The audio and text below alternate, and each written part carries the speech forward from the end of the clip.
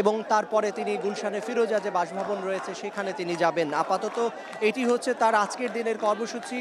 এখানে হাজারো লাখো নেতাকর্মী অপেক্ষা করছেন এবং অনেকেই আমরা যতটুকু জানতে পারছি যে দূর দূরান্ত থেকে সারা দেশ থেকেই নেতাকর্মীরা আজকের এই পূর্বাচলে তাদের প্রিয় নেতাকে এক নজর দেখার জন্য তারা আসছেন এবং সবাই এই একই স্রোতে মিশে গেছেন।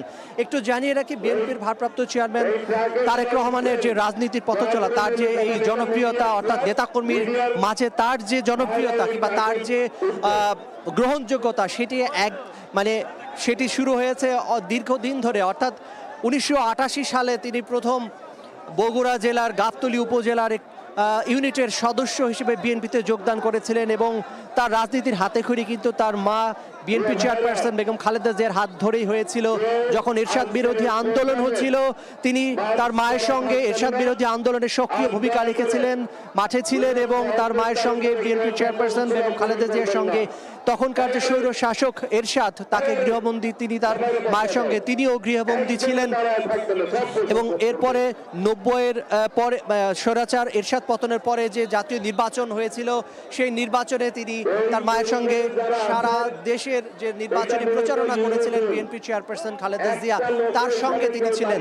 অর্থাৎ তার যে মাঠের রাজনীতির পথ চলা সেটি শুরু হয়েছিল অনেক আগে, অর্থাৎ প্রায় 4 দশক আগে শুরু হয়েছিল এবং পরবর্তীতে তিনি তৃণমূলে কাজ করেছেন। 2001 সালের যে জাতীয় নির্বাচন, সেই নির্বাচনে বিএনপির যে জনপ্রিয়তা, বিএনপির যে ক্ষমতায় আসার যে প্ল্যাটফর্ম বলা যায়, সেটি বিএনপির ভারপ্রাপ্ত চেয়ারম্যান তারেক রহমানের হাত ধরেই সূচিত হয়েছিল। এরপরেও কিন্তু তিনি বিএনপির কোনো বড় পদে আসীন হননি কিংবা তিনি প্রধানমন্ত্রী পুত্র হওয়া সত্ত্বেও 2001 সালে বিএনপি ক্ষমতা আসার পরে তিনি প্রধানমন্ত্রীর ছেলে হওয়া সত্ত্বেও তিনি চাইলে মন্ত্রিত্ব কিংবা সংসদে কিংবা যে কোনো বড় পদে আসীন হতে পারতেন। তিনি সেই পদে যাননি, অর্থাৎ তারপরেও তিনি তৃণমূলে চলে গেছেন। বিএনপির তৃণমূলকে শক্তিশালী করার জন্য যে কাজ তিনি করেছেন নিরলসভাবে করেছেন এবং ফলশ্রুতিতে তিনি যে জনপ্রিয়তা তুঙ্গে উঠেছিলেন সেটি কাল হয়েছিল যে পরবর্তীতে যে 111 সরকার এসেছিল তারা তাকে আটক করেছিল এবং সেই সময়ের যে ভয়াবহ পরিস্থিতি তৈরি হয়েছিল, তার উপর শারীরিক নির্যাতন করা হয়েছিল, তাকে সেই নির্যাতনের ফলশ্রুতিতে তাকে উন্নত চিকিৎসার জন্য 2008 সালের সেপ্টেম্বরে তাকে লন্ডন যেতে হয়েছিল। সেপ্টেম্বরে 11 তারিখ তিনি লন্ডন গিয়েছিলেন এবং তখন থেকে কিন্তু 17 বছর 3 মাস 14 দিন পর আজ তিনি আবার দেশে ফিরছেন।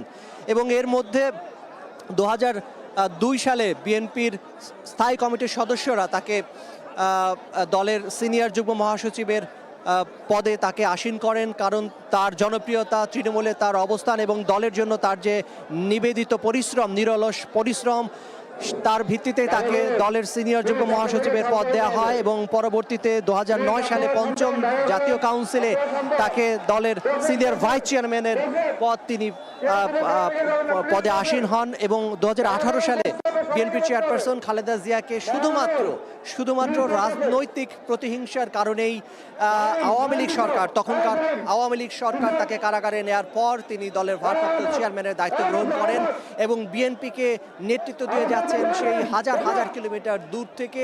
তিনি নেতাকর্মীদের থেকে একটুকু বিচ্ছিন্ন হননি, বরং নেতাকর্মীদের পাশেই ছিলেন, নেতাকর্মীদের দিক নির্দেশনা দিয়ে গেছেন।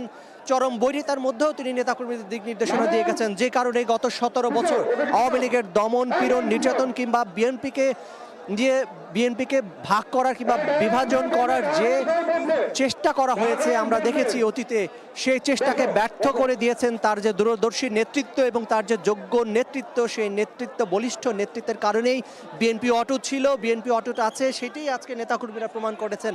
এখানে যারা এসেছেন আমরা যদি একটু দেখানোর চেষ্টা করি, আমাদের সহকর্মী জুয়েল, তাকে একটু অনুরোধ করব আমাদের স্টার নিউজের দর্শকদেরকে একটু আশপাশে দেখানোর জন্য যে এই যে জনস্রোত, বিএনপি নেতাকর্মীদের যে জনস্রোত, যে উপস্থিতি, সেটি কেমন হয়েছে একটু, যদিও এই ক্যামেরা দিয়ে পুরো চিত্র দেখানো সম্ভব নয়, আমরা তারপরেও যতটুকু সম্ভব আমাদের দর্শকদের উদ্দেশ্যে আমরা একটু দেখানোর চেষ্টা করছি যে লোকারণ্য এই যে জনসমুদ্র পরিণত হয়েছেন শুধুমাত্র তাদের ভারপ্রাপ্ত চেয়ারম্যান তারেক রহমানকে এক নজর দেখার জন্য। দর্শকদের উদ্দেশ্যে একটু জানিয়ে রাখতে চাই, বিএনপির ভারপ্রাপ্ত চেয়ারম্যান তারেক রহমান 17 বছর 3 মাস 14 দিন পর দেশে ফিরছেন এবং সেটি যদি দিনের হিসেবে বলি তাহলে 6314 দিন।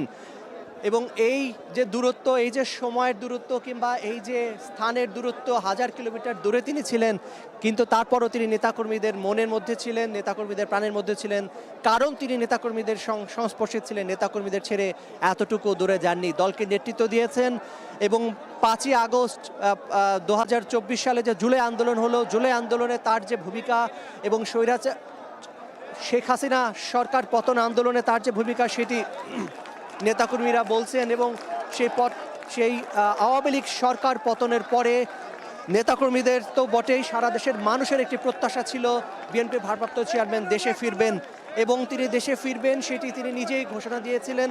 তিনি খুব শিগগিরই দেশে ফিরবেন, যদিও সেই জল্পনা কল্পনা কিংবা তিনি কবে ফিরবেন এই প্রশ্নের উত্তরে অনেক ধরনের আমরা কথা শুনেছিলাম। দলের নেতাকর্মীরা বলছিলেন যে কবে আসবেন সেটি তাদের যেমন প্রত্যাশার ছিল, দেশবাসীর তেমন প্রত্যাশার ছিল। বর্তমান যে রাজনৈতিক পরিস্থিতি, বর্তমান যে রাজনৈতিক বাস্তবতা, সেই বাস্তবতায় তাকে অনেক বেশি প্রয়োজন, সেটিও দলের নেতাকর্মীরা যেমন বলেছেন, সাধারণ মানুষের মধ্যেও সে আলোচনা ছিল।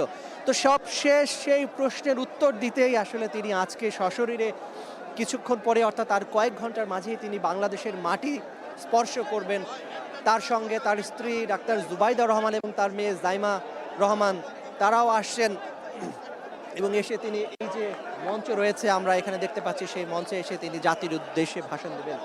আমরা এখন পর্যন্ত এখানে দেখানোর চেষ্টা করছি, এখনো সূর্যের আলো ঠিক মতো দেখা যায়নি, কিন্তু মানুষের যে উচ্ছ্বাস সেটা কিন্তু আমরা দেখানোর চেষ্টা করছি। নেতাকর্মীর যে উচ্ছ্বাস, নেতাকর্মীদের যে বাঁধ ভাঙা জোয়ার, সেই জোয়ার, সেই স্রোত, সে ঢেউ এসে এই পূর্বাচলে ছুঁয়ে গেছে। আমরা দেখানোর চেষ্টা করছি আমাদের দর্শক যারা রয়েছেন তাদেরকে এই এলাকার যে অবস্থা সেটি দেখানোর চেষ্টা করছি। যত দূর চোখ যায় তত দূর শুধু নেতাকর্মীর ঢেউ আমরা দেখতে পাচ্ছি, তাদের উচ্ছ্বাস দেখতে পাচ্ছি, তাদের স্লোগানে মুখর। আমরা দেখার চেষ্টা করছি একটু যে এই বিএনপির ভারপ্রাপ্ত চেয়ারম্যান তারেক রহমানের যে আজকের এই গণসংবর্ধনা বা সংবর্ধনা দেওয়া হবে, তার এই স্বদেশ প্রত্যাবর্তন উপলক্ষে আমরা এখানে যে নিরাপত্তার যে ব্যাপারটি সেটি একটু দেখানোর চেষ্টা করছি। আমরা আইন শৃঙ্খলা রক্ষাকারী বাহিনীর সদস্যদেরকে সরব উপস্থিতি দেখতে পাচ্ছি, তারা এখানে আসছেন এবং চারদিকে নিরাপত্তার এক ধরনের বলয় তৈরি করা হয়েছে। পাশাপাশি বিএনপি নেতাকর্মীরা এখানে রয়েছেন, এখানে স্বেচ্ছাসেবী রয়েছেন, ছাত্রদল, যুবদল, স্বেচ্ছাসেবক দল, তাদের প্রত্যেকে এখানে রয়েছেন। আমরা একটু যদি কথা বলার চেষ্টা করছি,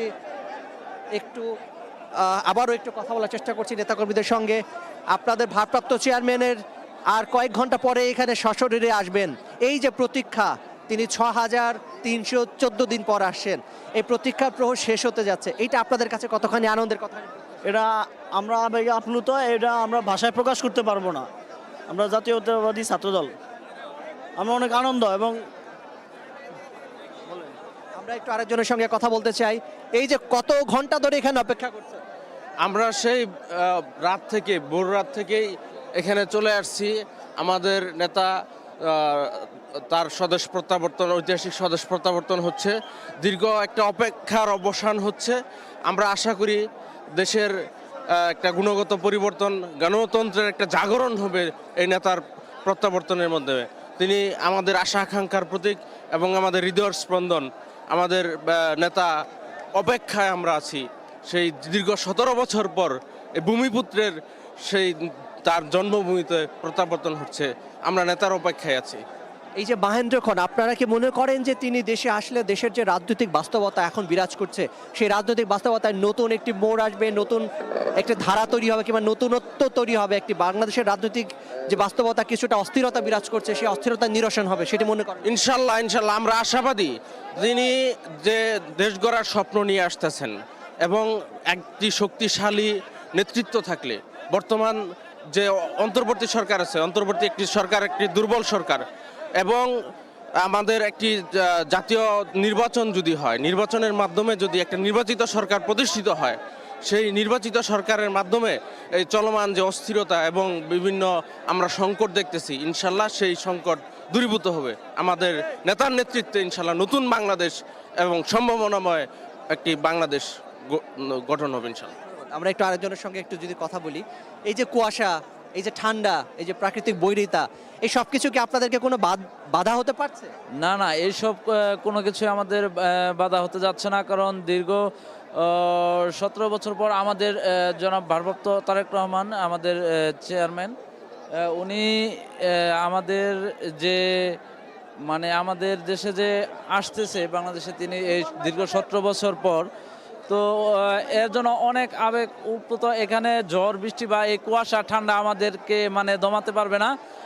উনি আসলে আমাদের যে এই 31 দফা, উনি যে দফার যে রাষ্ট্র কাঠামো এবং যে গণতন্ত্রের যে একটা জোয়ার এবং বাংলাদেশকে আরও শক্তিশালী এবং একটি উন্নত রাষ্ট্র হিসাবে যেভাবে পরিচালনা করা যায় এবং সে দায়িত্ব সে নিজে কাঁধে নিয়ে নিজের হাতে সে দেশ গড়ার জন্য সে তার মাতৃভূমিতে মা মাটির ডাকে সে আমাদের এই তার দেশে তার মাতৃভূমিতে সে আসা যে রওনা হয়েছে, আল্লাহ তাআলা যেন তাকে আমাদের সামনে এই মঞ্চে এই স্বদেশ প্রত্যাবর্তনে আমাদের সামনে এই মঞ্চে এই সারা বাংলাদেশের যে জনগণ এই ঠান্ডা কুয়াশার মধ্যে যে মানুষের ঢল, লক্ষ লক্ষ মানুষ, তাদের যে একটা মনের আশা যে এক নজর তাকে দেখবে, তাকে যেন দেখার যে প্রতিজ্ঞা, তাকে যেন মানুষ দেখতে পারে এবং আল্লাহ তাআলা যেন আমাদের জনাব ভারপ্রাপ্ত তারেক রহমান সাহেবকে খুব সুস্থ সুন্দরভাবে আমাদের সামনে আনে, এটাই আমাদের প্রত্যাশা। এবং হচ্ছে আগামীর যে রাষ্ট্রনায়ক আমাদের সম্ভাব্য প্রধানমন্ত্রী সরকার, আল্লাহ তাআলা যেন তাকে খুব ভালোভাবে সুস্থভাবে আমাদের সামনে আনে। দর্শক, এই ছিল আমার কাছে